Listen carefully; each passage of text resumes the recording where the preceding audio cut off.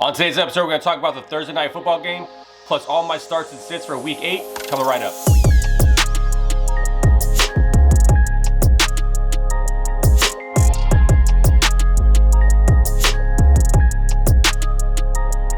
What's up, everyone, and welcome to the Gridiron Fantasy Football Podcast for Friday, October 30th, 2020. And I'm Chip, and I'm your host, and thank you so much for listening today. If you're a new listener, thank you so much for joining us as well. If you'd like to share our podcast, you can find us over on Apple and Google Podcasts, Spotify, Stitcher, iHeartRadio, and Amazon Music. If you'd like to watch us, you can watch us over on YouTube. So, please hit subscribe, hit the bell, support the show so you don't miss any more episodes. And on today's episodes, we're going to talk about all the starts and sits for Week 8. Before we get into that, though, I'm going to go over some of the news. And right off the bat, I'm going to start off with New England Patriots, wide receiver Julian Edelman. Looked like he had a minor procedure done on his knee on Thursday. He is ruled out for Sunday, so just another hit to the Patriots offense. But it seems like he's going to be going week to week, so I haven't really figured out what the procedure was yet. I'm trying to still look that stuff up, but it seems like it was minor, but we'll see what happens. But he'll be back hopefully in Week 9. And then in Jacksonville, Gardner Minshew is dealing with some injuries in his thumb. Looks like he has a little bit of some mild fractures in his thumb and a sprain in his thumb. So looks like that he's in doubt to play in Week 9. But still don't know any more of the details, if he had any procedures done on his thumb, if he's going to be out for a lengthy period of time. It's bad news for Gardner Minshew because there was some rumors going around that he was going to be benched before. Like, if he was doing bad against the Chargers on Sunday, they were going to pull him and start and play Mike Glennon. That was like he's the backup for Jacksonville. And he played the full game, but now this news breaks. So I am concerned about what his stats will be going into Week 9. If he does not play, is this the way Gardner Minshew loses his starting job? So we'll see, but he's going to be out, it looks like, for Week 9. Then going to Dallas, Andy Dalton is still in the concussion protocol. It looks like DiNucci is going to be the one who starts for the Dallas Cowboys on Sunday. But, this is what we look at when it comes to the concussion protocol. The participation in practice, how does that determine his stats for Sunday? And the fact that he hasn't really practiced yet means that it's less likely he's going to play on Sunday. The good news is they do play on Sunday night, so there's still a slight chance that he could, clear the protocol, but it's not likely. So, and then last night, Calvin Ridley injured his foot, and x-rays came back negative this morning, so that's good news. However, he needs to have an MRI to determine the severity of his foot sprain. So maybe out Calvin Ridley too. So just another name to monitor based on injuries. Every week we're getting another big name that gets injured, so hopefully it stops there. There's no more injuries this weekend, but we will see. And then going on to the recap of Thursday night football. This was kind of a weird game back and forth. Weather was super wet out there. It was rainy, but the Falcons won this game 25-17. They're able to maintain their fourth quarter lead. They're able to win this game. They got their second win of the season. When it comes to fantasy, honestly, it was kind of a quiet game. I was hoping for a big game from Teddy Bridgewater and the whole Panthers offense. They kind of, they didn't do as well as they did the first meeting with the Falcons. But start with Matt Ryan. He had an okay game. If you started Matt Ryan, he did a lot better this game than he did in the previous game. He went 281 in a rushing touchdown and interception. So not terrible for him. Teddy Bridgewater, this was a little more of a disappointment because he had scored over 20 fantasy points against the Falcons the first meeting. And he had 176 yards and a touchdown and interception. And then going to the ground game, Todd Gurley, he had 18 carries for 46 yards and he had a touchdown. So not that the touchdown at the end of the game or later on in the game really saved your fantasy day if you started Gurley. But can't really get mad at that. I mean, he scored you a touchdown. Not the obviously 20-point game, 25-point game he had the first meeting, but at least he got into the end zone. And this is more of a disappointing stat line is Mike Davis. So this is probably Mike Davis's last game that he was going to start for the Panthers, and he had 13 carries for 66 yards and he had no touchdowns. He almost like the last meeting, he almost scored 30 fantasy points last meeting, and the score we just scored last night is kind of disappointing. But it is what it is. But Julio Jones for the Falcons. I mean, big game, 7 receptions for 137 yards. He didn't score, but he had 10 targets, so Julio Jones continues to look good. Now, Calvin Ridley, on the other hand, like I said, he only had 3 receptions for 42 yards, but he got injured, so he was a guy that it was prompted to have a good game, and then it just didn't take place because of the fact that he got injured. And then when it comes to the Carolina Panthers, DJ Moore, he was riding a goose egg for a lot of that game, and then he finally came around with 2 receptions for 55 yards.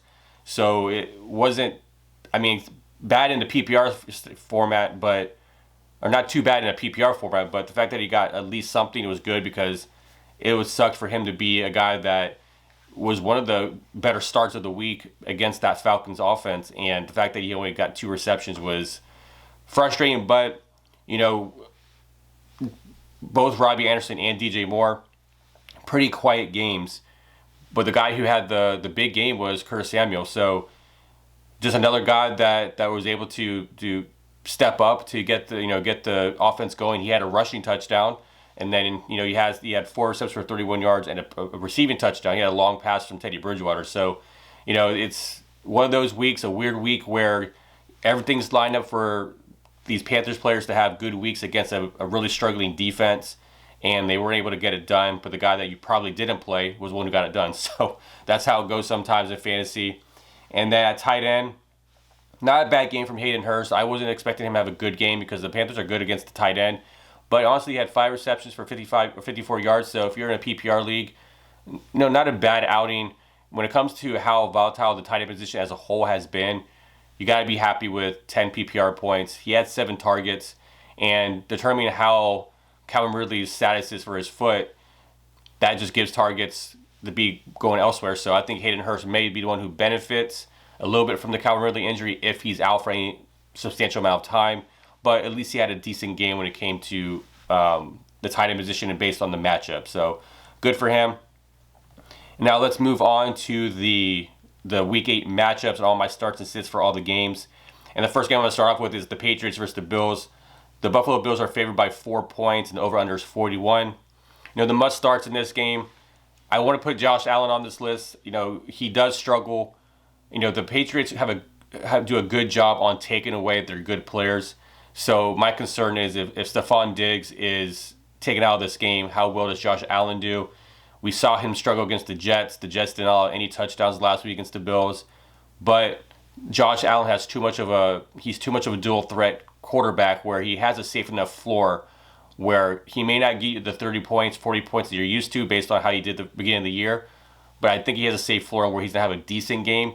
But it is a tough matchup, but I do think you still have to start Josh Allen. There's no way you can bench him.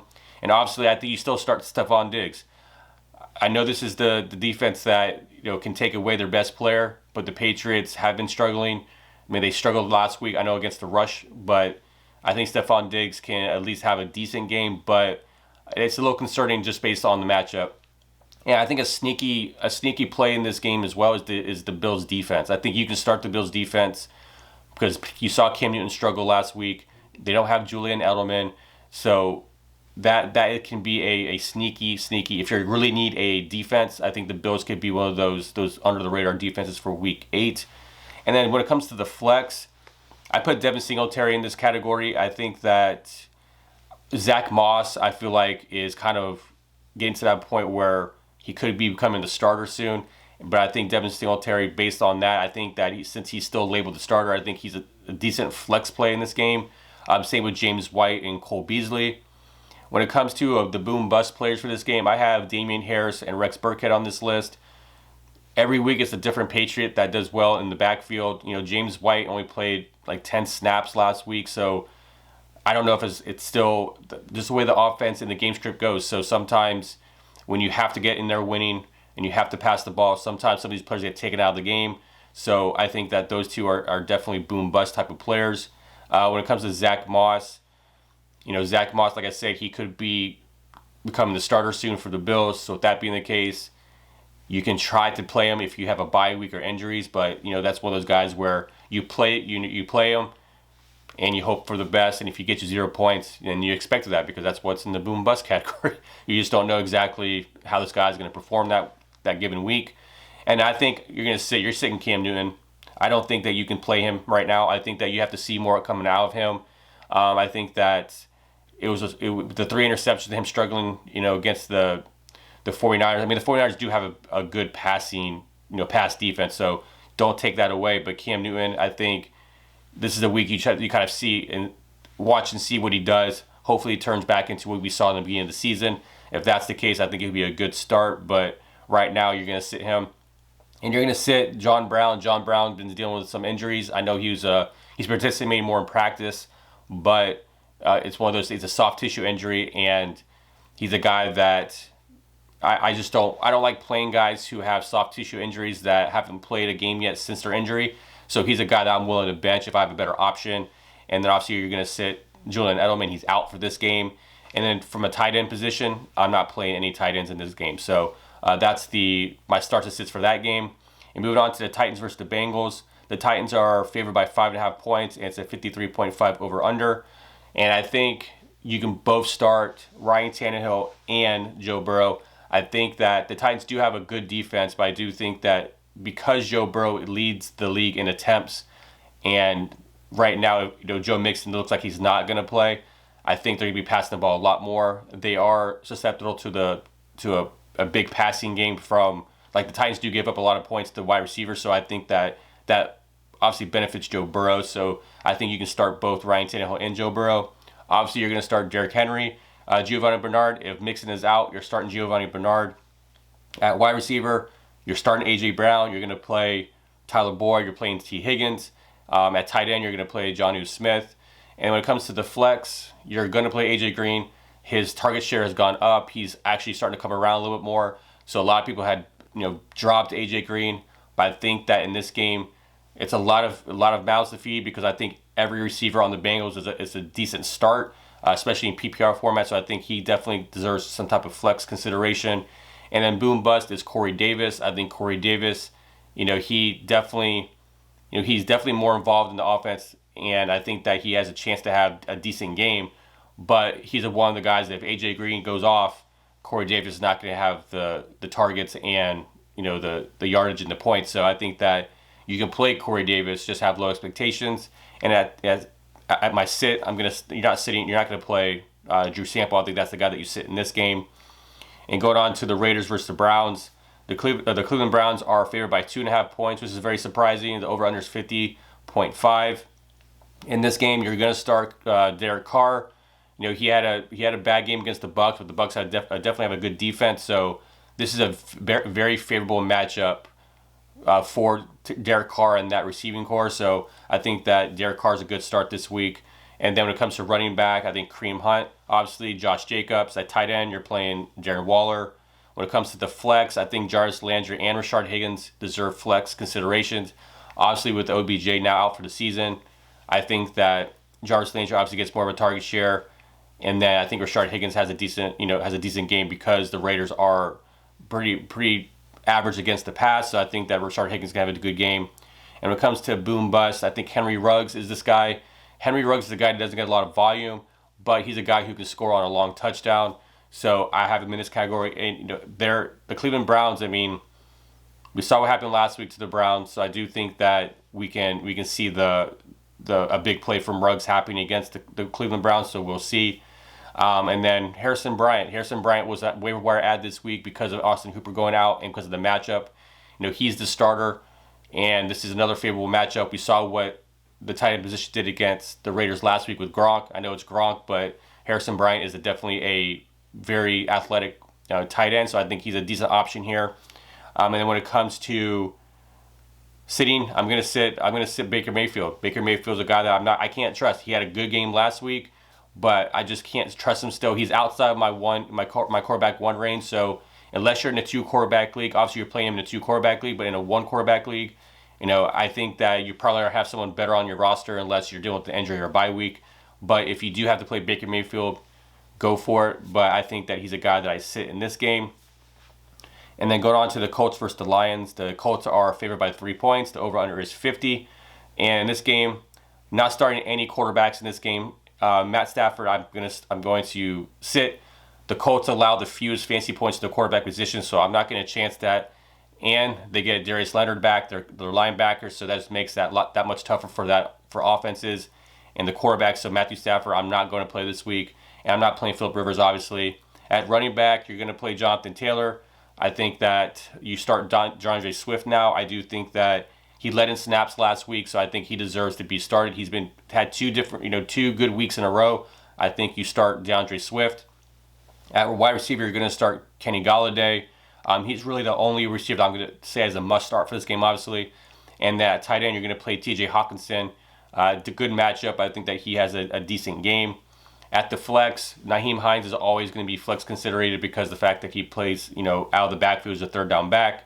He can line up at receiver. He's definitely a guy that you play in PPR formats only. And when it comes to my boom bust players, I think that Adrian Peterson, even though he's losing a lot of snaps to DeAndre Swift, he definitely can get some goal line carries and score a touchdown. So I think that Adrian Peterson is a boom bust candidate for this week. And the same thing for Marvin Jones and T.Y. Hilton. These guys are not doing what they did last year. I mean, T.Y. Hilton hasn't done what he has done since Andrew Luck retired. So T.Y. Hilton's probably in a lot of your waiver wires anyways. He's on free agency, so I think it's a guy that no one's really playing anyways, unless you necessarily have to. But it sucks that this is the direction that we're going with T.Y. Hilton, who used to be a very good fantasy wide receiver, and now he's a guy that's on free agency. So big downfall for him. And when it comes to the tight end position, I'm not going to play. I'm sitting Trey Burton. Trey Burton was a good waiver wire pickup a couple weeks ago. I think he still is, but I think that the Lions are very good against the tight end. Hayden Hurst did have over 12 PPR points last week, but I do think that Trey Burton, we don't know if he's actually going to be the starter. If Mo Alley Cox is back and you got Trey Burton and Jack Doyle, I think that could cause some, tension in the sense of starting somebody and hoping for a big game, because he had 2 touchdowns last game. If he's going to have that same outing in this game, so I'd rather sit Trey Burton to see what he does and see if he's the starter again, and then if he is going forward, I think he's going to be a safe play. But I think as of this week, I want to see what happens with him first. And when it comes to the Vikings versus the Packers are favored in this game by 6.5 points. The over-under is 50.5. And obviously you're starting Aaron Rodgers in the game. You're starting Dalvin Cook. Aaron Jones, I have as a question mark. It looks like he may not play, but if he is out, you're obviously playing Jamal Williams. And at wide receiver, you're going to play Devontae Adams. You're playing Adam Thielen. You're playing Justin Jefferson. At the flex, like I said, if all things go right, I think that if Aaron Jones is out, Jamal Williams becomes at least a flex play. But I do think that it's a wait-and-see process. And when it comes to who I'm going to sit in this game, I'm not playing Kirk Cousins. Can't trust Kirk Cousins either. He's a guy that he'll throw 3 interceptions in the beginning of the game and piss you off fantasy-wise, and then go off and throw 3 touchdown passes. But he struggled against the Packers in the first game, so I think that Kirk Cousins is a good sit for this week. And Robert Tonyan, I'm sitting him. He hasn't done much since his 3 touchdown game.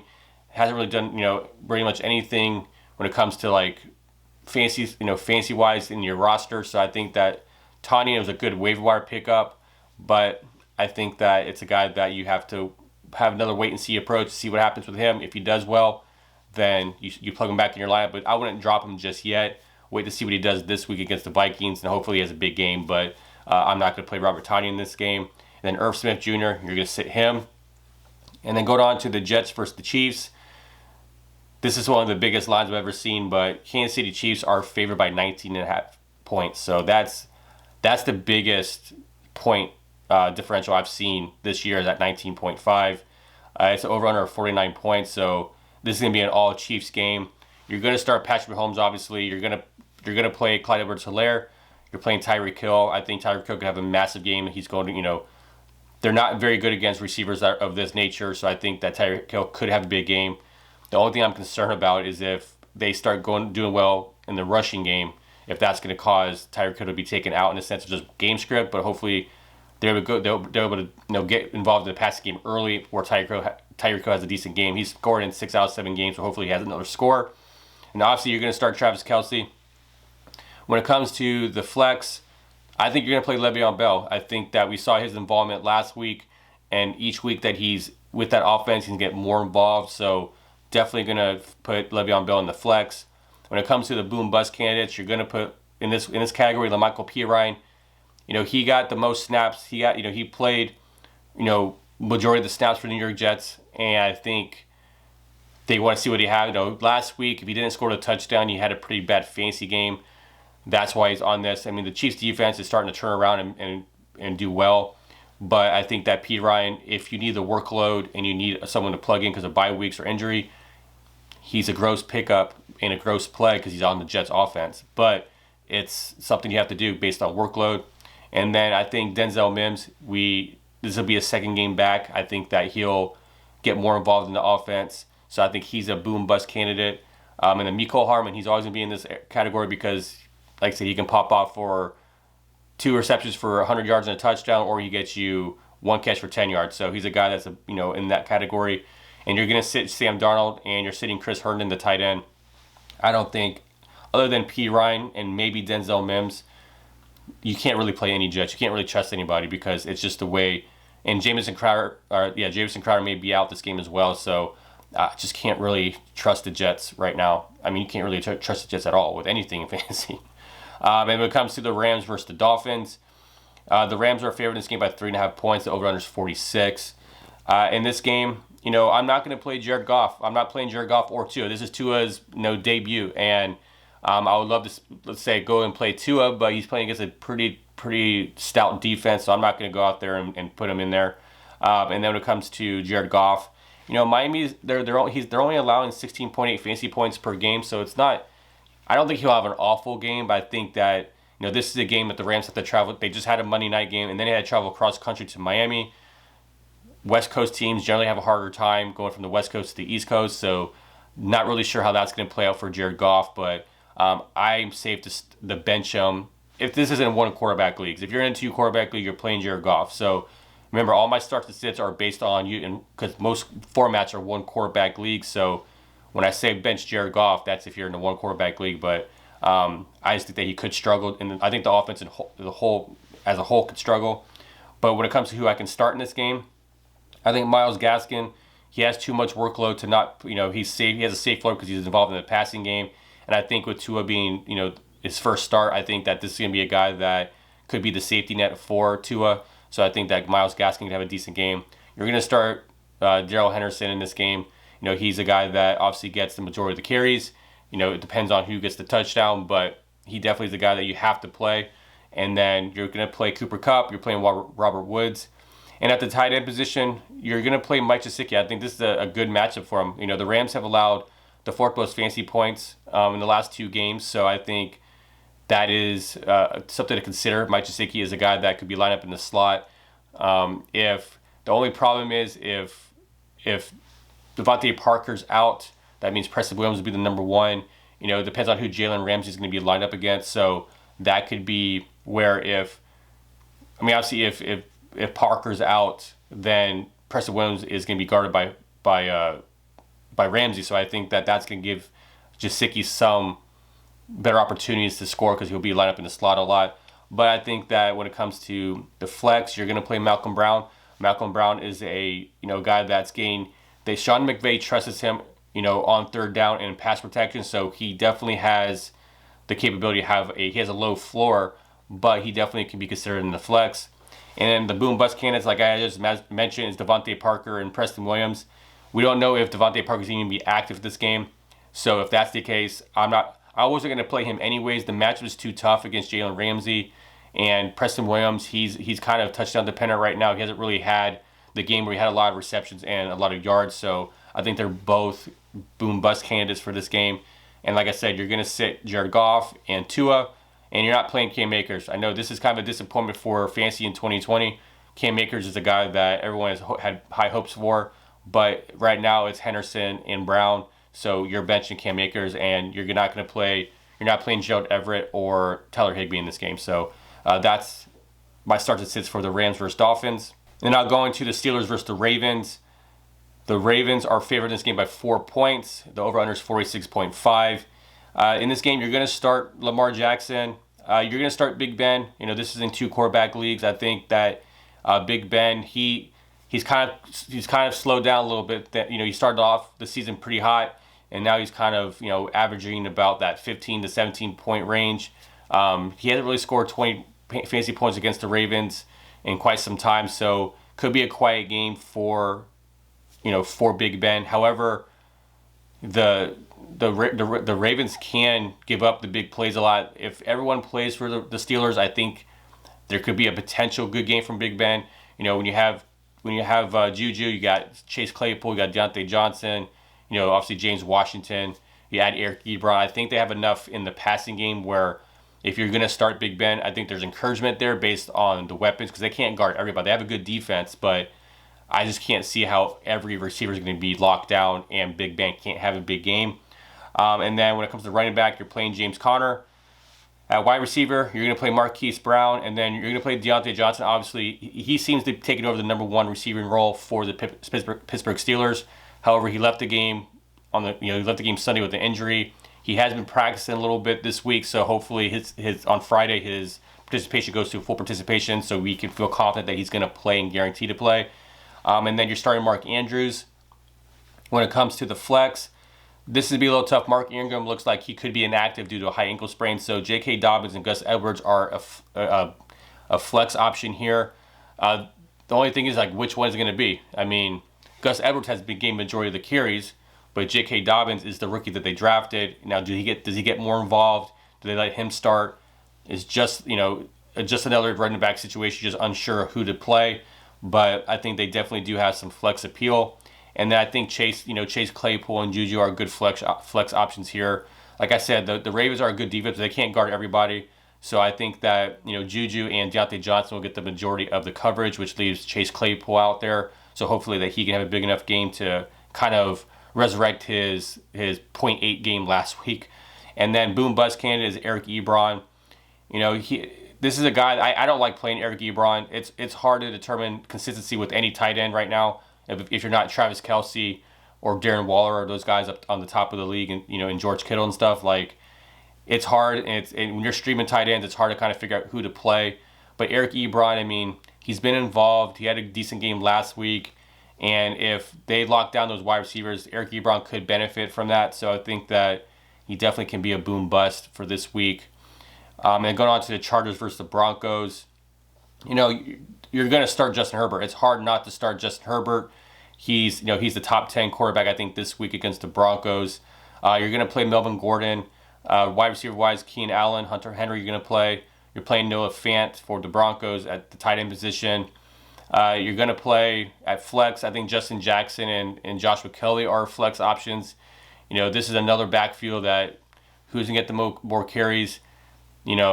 Last week, Justin Jackson was dealing with a knee ailment, which obviously gave Joshua Kelly the majority of the carries. So I think that they're both decent enough to play in the flex.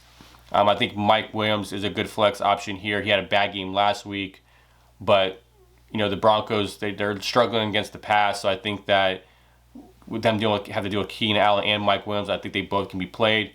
Jerry Jeudy, on the other hand, this is a tough matchup for Jerry Jeudy. I think that he definitely can be considered a flex, but he's one of those guys where he just hasn't done a lot since Courtland Sutton has gone out that lets me feel confident to play him every week. But if you have him and that's your best option, at least throw him in your flex, see what happens.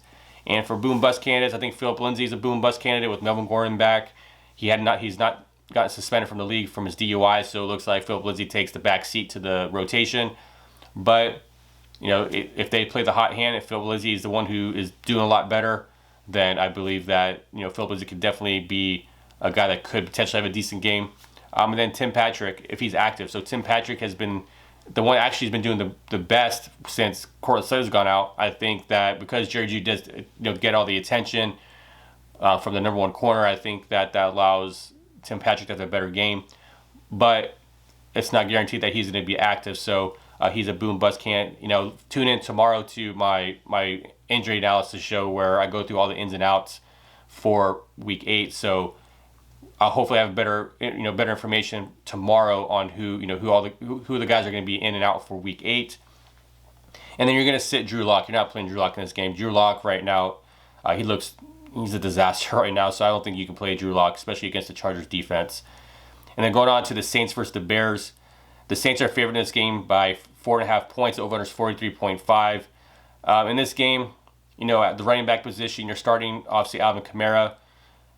This is gross, but you have to start David Montgomery. He has the workload and the opportunity, so he's a safe option based on a safe floor, based on the involvement in the passing game. But I know you don't want to play him. I know it's a nasty matchup, but you got to play David Montgomery. Just have low expectations. At wide receiver, you're playing Allen Robinson. If he's active, he was in the concussion protocol, so I do think that he definitely deserves to be played if he's available. But Allen Robinson is a start. And that tight end, I think you start Jared Cook. I think, in this game, I do have Drew Brees as a sit. I'm not going to play Drew Brees, or I'm not playing Nick Foles in this game. But a little on about Drew Brees. The problem with Drew Brees is that, if Michael, it all depends on this. I will play Drew Brees if Michael Thomas is back. I'm not playing Drew Brees if Michael Thomas is inactive, because Drew Brees does not have, as of right now, as it currently sits Friday morning, there's no Emmanuel Sanders and there's no Michael Thomas. So I think that with that being the case, I'm not going to play Drew Brees. If Michael Thomas is active, I'm playing Drew Brees. So pay attention and see what happens with his status for week 8. Like I said, I should have all that on tomorrow's YouTube video, so pay attention to that. But I do think that that's how I determine if I'm going to play Drew Brees. But I think that as of right now, when it comes to Jared Cook, I think Jared Cook definitely is a good play here, because they are lacking the pass catchers. Even if Michael Thomas is playing, obviously that gives another option to Drew Brees, but I think that Jared Cook becomes Drew Brees' safety net if Michael Thomas gets majority of the coverage. But we did see, Marquez Callaway had a good game last week. He's a kind of a boom bust candidate for this game. Traquan Smith, he's definitely a guy that is a good option, but you can't trust that he's going to get you consistent points. So I'll be nervous to play Traquan Smith. And then in the flex position, I'm going to play Latavius Murray. He has enough involvement in the running game where I think that if you're dealing with bye weeks, he definitely gets a lot of the early down role when it comes to opportunity. Obviously Alvin Kamara is the starter, but they're not going to give Kamara all the carries and all the receptions. He also, obviously Murray plays a lot in at the end zone, so I think that if they're in the red zone and get close to the end zone, they're going to put Latavius Murray in some of the time, so that gives him an opportunity for a touchdown there. So I think he's definitely a good flex. And then when it comes to tight end, Jimmy Graham is a guy that you can try to play this week. Right now it's full safety net, and he's averaging 6 targets per game. So all you want to see from a tight end position is targets. So he's getting the targets. He's averaging 6 targets a game. So I think Jimmy Graham definitely could be a decent play here. And then, like I said, you're going to sit Nick Foles. There's no way in hell you're playing Nick Foles in any fancy matchup. It is just that offense just looks so awful that I cannot play. I mean, Allen Robinson, the reason why you play Allen Robinson, he is one of the target leaders in the NFL. You have to play him. But it's one of those things where this is the ugly matchup overall for the Bears. And then going on to the 49ers versus the Seahawks. The Seahawks are favored in this game by 3 points. The over-under is 54. Obviously, you're going to start Russell Wilson. And I do think you can start Jimmy G in this game. I know he has not done well consistently throughout the year, but the Seahawks have one of the worst pass defenses in the league. So I think this can be a sneaky game for Jimmy G. I think that Jimmy Garoppolo can definitely have a decent game against his pass defense. They did lose Deebo Samuel this week. Obviously Brandon Ayuk is a guy that they're going to rely on.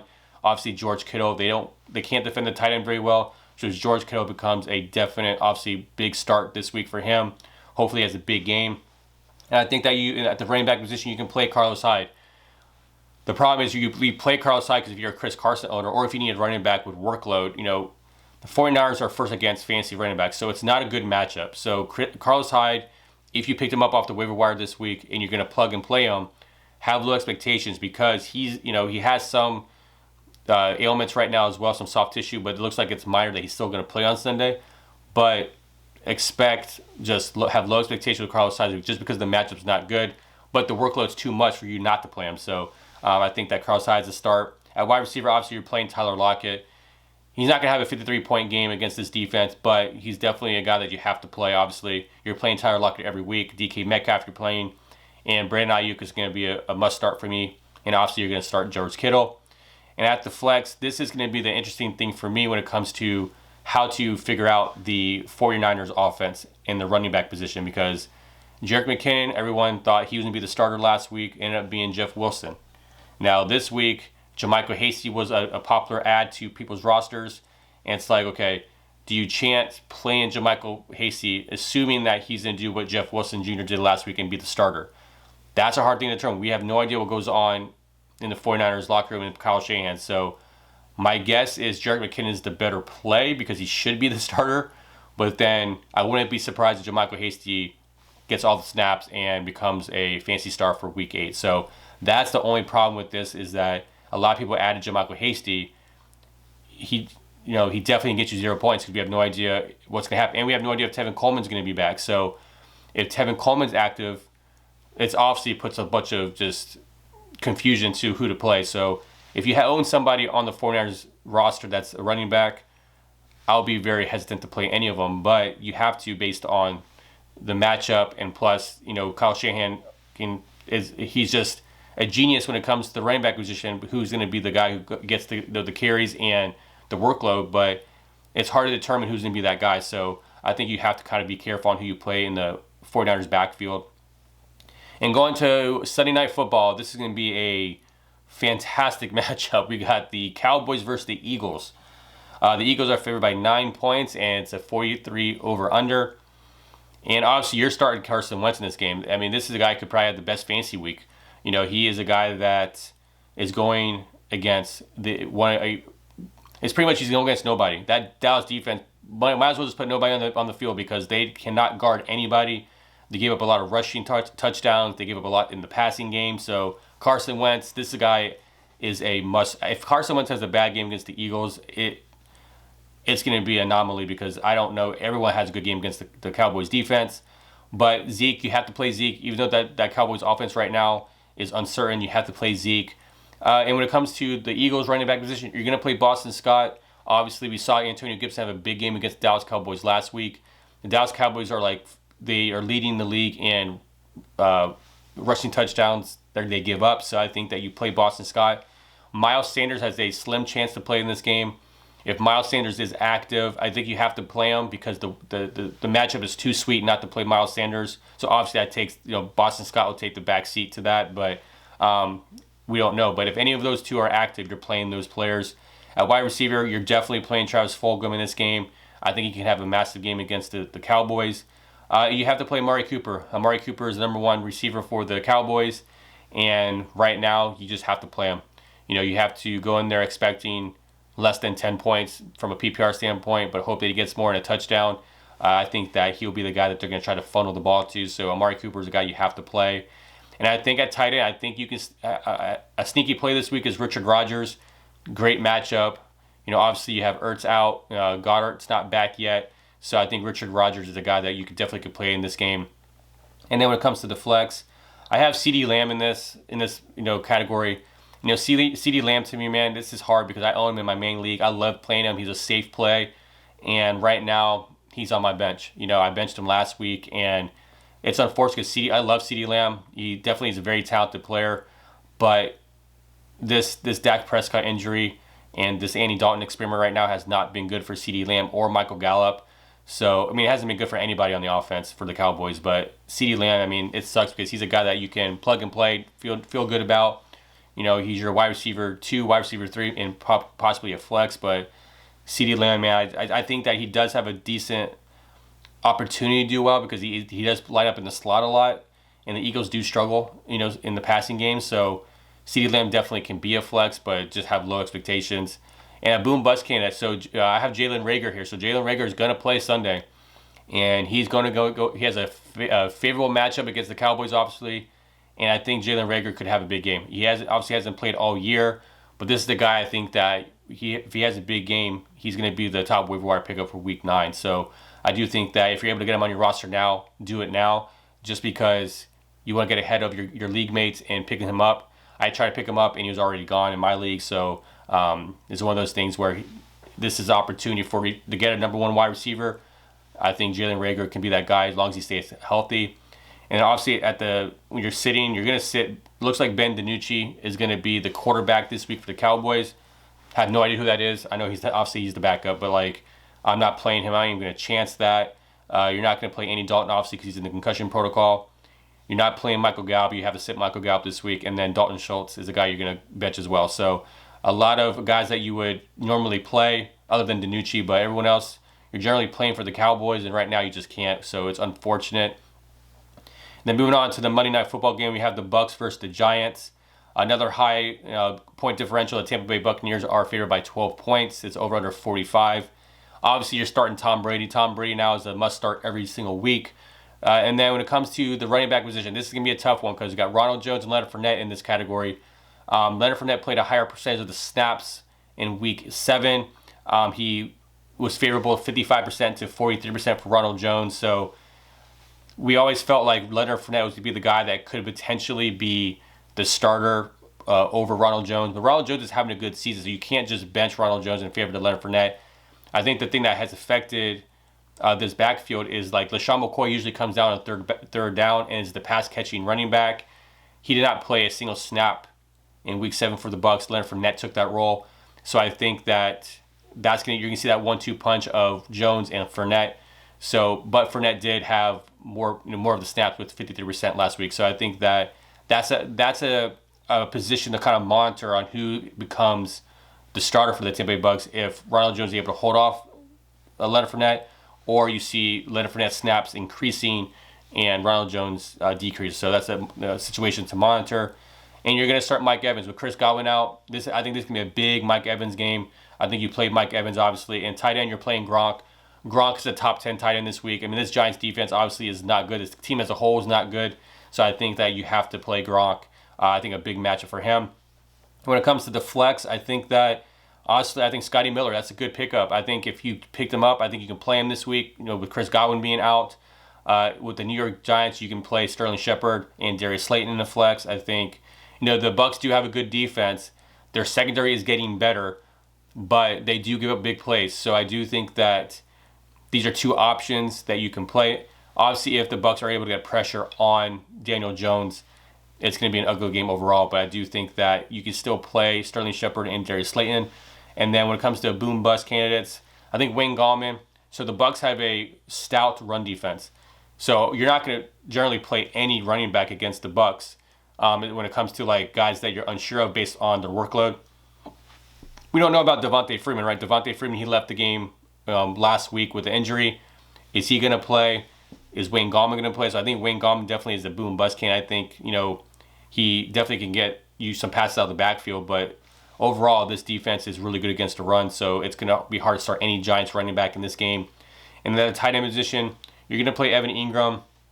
I know Evan Ingram has been a disappointment so far this season, but he's second overall in targets overall, and he's second in red zone targets. So, there's always potential for him to score, and also he's gaining the targets. So, from a PPR format, he definitely has a decent floor at least, but he definitely has not been the Evan Ingram that we hoped he was going to be this year. And then when it comes to who you're sitting in this game, you're sitting Daniel Jones. You're not going to play Daniel Jones against this Bucs defense. They're too strong of a defense. They're able to take Aaron Rodgers out of the game. They saw what they did with Derek Carr last week. I think that this defense continues to get stronger. And Daniel Jones, I think if he has any type of fantasy outing that's going to be positive, he gets some rushing yards with some bootlegs, some planned quarterback draws. But I think you have to sit Daniel Jones in this game.